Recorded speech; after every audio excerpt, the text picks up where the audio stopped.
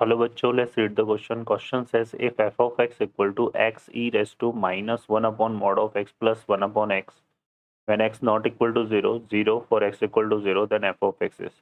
Option A है हमारे पास डिसकंटिन्यूस एवरीवेयर. सेकेंड ऑप्शन है continuous as well as differentiable at all x for all x. And C option है continuous for all x but not differentiable at x equal to 0. And last is option is neither differentiable not continuous at x equal to 0. Okay बच्चों, तो solve करते हैं question को. इस question के लिए जो की कॉन्सेप्ट है वो देख लेते हैं यहाँ पर हम. की कॉन्सेप्ट की बात करें तो अ फंक्शन इज कंटिन्यूअस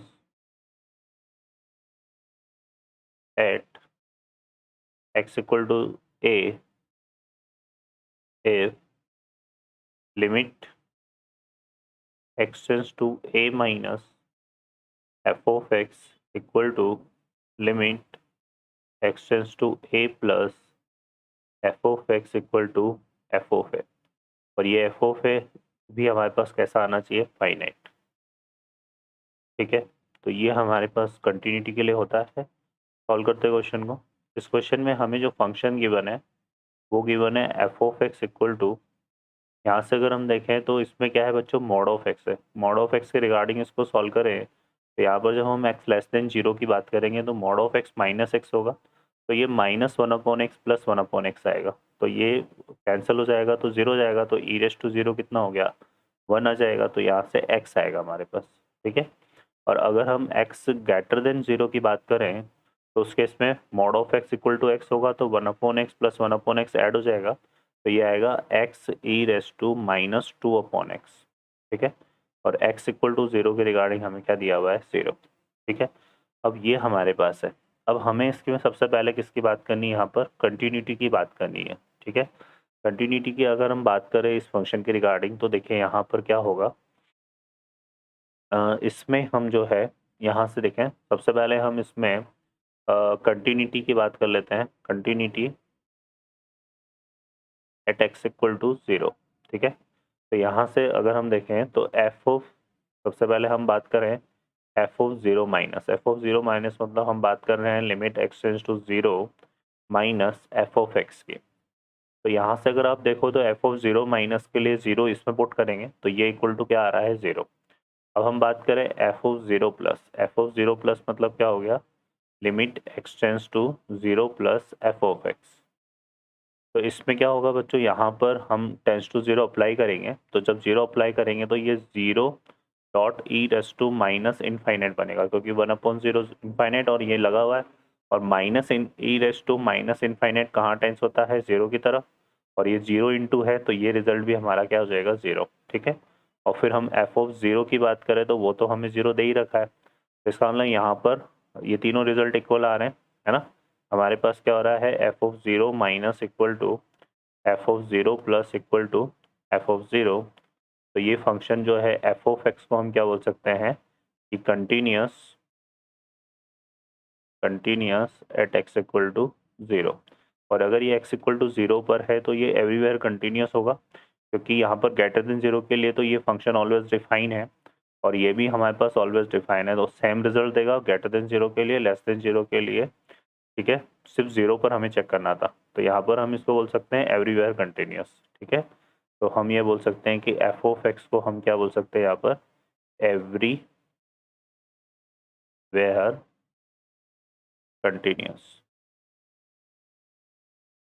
ठीक है बच्चों, है ना. अगर ये 0 पर हो गया तो बाकी तो एवरीवेयर या कंटिन्यूअस होगा क्योंकि जो पॉलिनोमियल फंक्शन होता है वो ऑलवेज कंटिन्यूअस होता है. और ग्रेटर देन 0 के लिए ये भी हमारा ऑलवेज डिफाइन होगा, नॉट डिफाइन नहीं होगा. ये देखो 2/x आ रहा है, सिर्फ और सिर्फ 0 पर नॉट डिफाइन होता है तो 0 पर हमने चेक कर लिया इसको. ठीक है बच्चों, अब बात करते हैं इसके डिफरेंशिएबिलिटी की. फॉर द डिफरेंशिएबिलिटी हम पहले इस फंक्शन को डिफरेंशिएट कर लेते हैं. तो यहाँ से एफ डैश एक्स निकाल लेते हैं. तो ये कितना आएगा बच्चों, 1 आ जाएगा हमारे पास, है ना, फॉर एक्स लेस देन 0. और यहाँ पर क्या है, x e raise to minus 2 upon x है. तो इसको डिफरेंशिएट करेंगे तो क्या आएगा, e raise to minus 2 upon x plus, और फिर एक्स को छोड़ेंगे, e raise to minus 2 upon x का 2 अपॉन एक्स हो जाएगा. और फिर यहाँ पर ये -2/x आएगा ना, सॉरी ये है ना, ये आएगा। और फिर इसका करेंगे तो 2/x का कितना हो जाएगा, -2/x²। तो ये प्लस का 2/x² आ जाएगा, 2/x²। ठीक है, और ये आ रहा है हमारे पास 4x ग्रेटर देन 0। ठीक है, बाकी 0 है फॉर x इक्वल टू 0। अब हम बात करें यहाँ से, तो इसमें देखो यहाँ पर एफ डैश 0 माइनस की अगर हम बात करें तो ये लेस देन 0 के लिए डिफाइन होगा, जो कि कितना आ रहा है, 1 आ रहा है। और अगर हम एफ डैश 0 प्लस की बात करें, है ना, तो देखो क्या आएगा, ये हमारे पास ई रेस टू क्या बनेगा, माइनस इनफाइनाइट। ये 0 इंटू ई रेस टू, यहाँ से देखो ये इससे ये कैंसिल हो गया, है ना। और ये हमारे पास यहाँ से देखो तो ये 2/x आ रहा है, जो कि यहाँ से अगर देखें तो ये क्या हो रहा है, प्लस ई रेस टू, ये बनेगा माइनस इनफाइनाइट डॉट, और 2 ये आएगा 0 प्लस, है ना। यहाँ पर ध्यान रखिएगा 0 प्लस आएगा, ये नॉट 0। ठीक है ना, तो ये 2/0 प्लस एक पॉजिटिव नंबर है, इसको हम 0 नहीं बोल सकते। ठीक है बच्चों, तो ये आ रहा है हमारे पास, तो e raise to minus infinite tends to 0 होता है, तो ये हमारे पास 0 बन जाएगा। और ई रेस टू माइनस ए भी टेंस टू 0 होगा, तो 0 इंटू पॉजिटिव नंबर 0 आएगा, तो ये एफ डे 0 प्लस 0 आ रहा है।